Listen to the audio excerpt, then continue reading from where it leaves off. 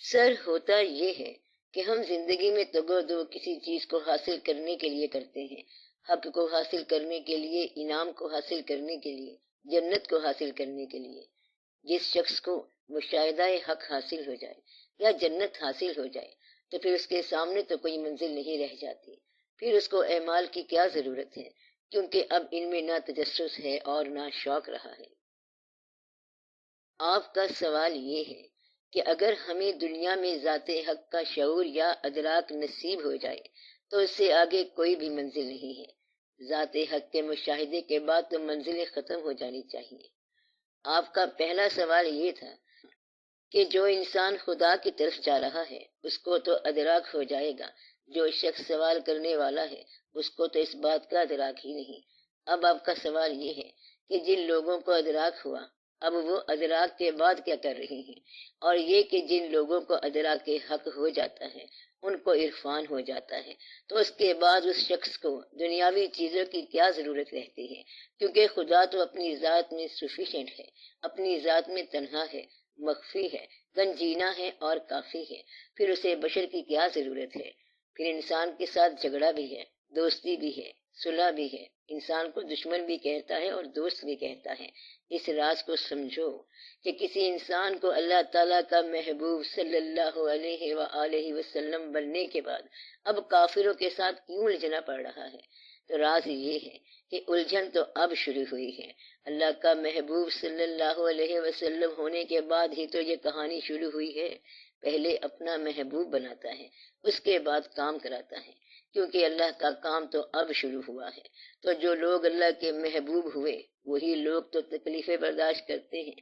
مثلا محبوب ہونے کے بعد شہید ہونا پڑتا ہے۔ محبوب پہلے بنے گا اور پھر شہادت آ رہی ہے۔ محبوب پہلے بنے گا اور بعد میں وطن چھوڑ کے تبلیغ کے لیے پیدل غزنی سے لاہور کی طرف جانا پڑے گا۔ گنج بخش رحمت اللہ تو وہیں غزنی میں ہو گئے تھے، فیض عالم بھی ہو گئے تھے اور مظہر نور خدا بھی ہو گئے تھے، لیکن غزنی سے لاہور پیدل چل کے آنا پڑے گا۔ حضور پاک صلی اللہ علیہ وآلہ وسلم سے سوال کیا گیا تھا کہ جب آپ پر اللہ راضی ہیں اور اللہ کا فیصلہ ہے کہ جو آپ صلی اللہ علیہ وسلم سے محبت کرے اس پر بھی اللہ راضی ہے، تو اب آپ صلی اللہ علیہ وسلم رات کو کیوں جاگتے ہیں اور روتے ہیں؟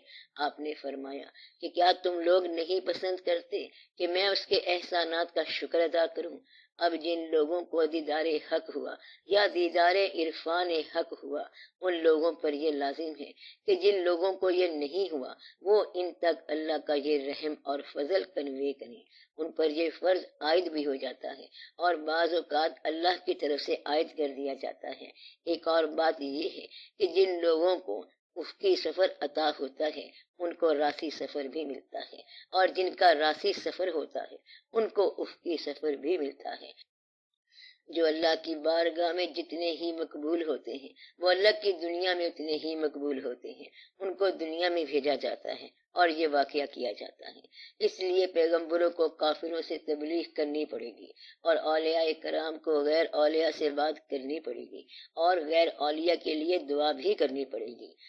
ہوتا یہ ہے کہ کافر گستاخی کرتا جا رہا ہے اور ولی اللہ سنتا جاتا ہے، کافر ڈھیٹ بن کے مسکراتا جا رہا ہے اور وہ ولی اللہ سے کہتا ہے کہ تحمل کرو اور وہ برداشت کرتا جا رہا ہے۔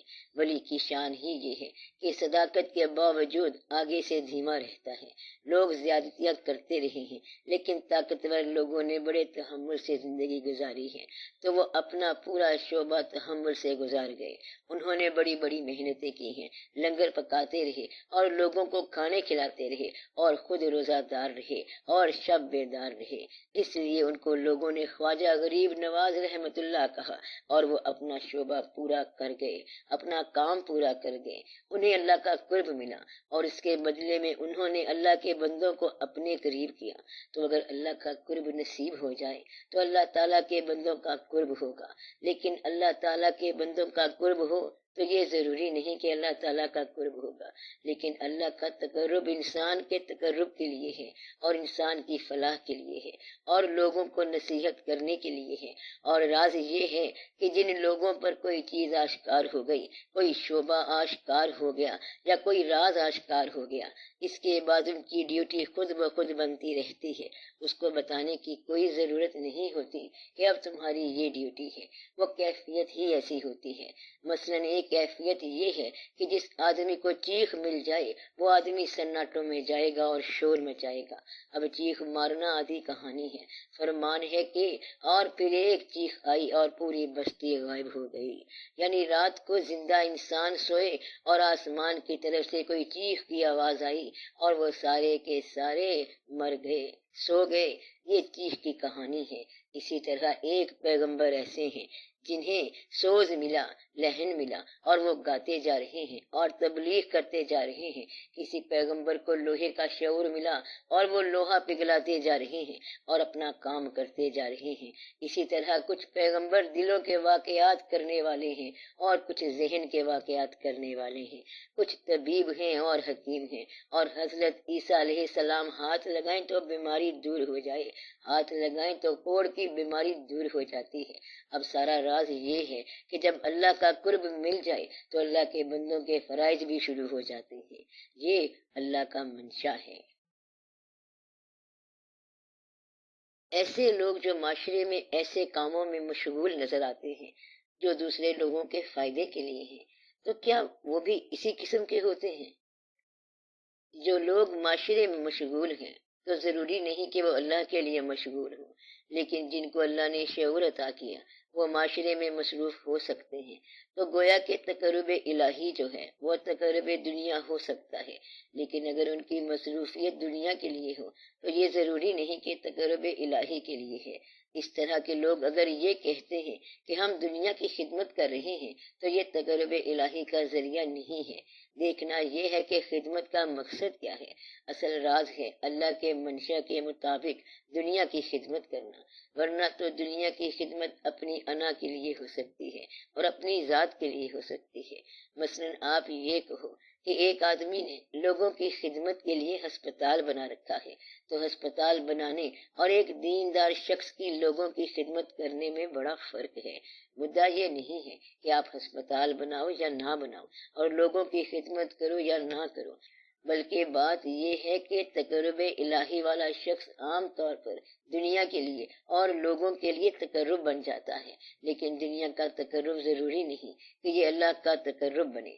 دنیا کا تقرب نفس کا واقعہ ہو سکتا ہے اور شر کا واقعہ ہو سکتا ہے، کیونکہ بے شمار شر جو ہے وہ خیر کرتا ہے۔ شر اور خیر دو الگ الگ شعبے ہیں۔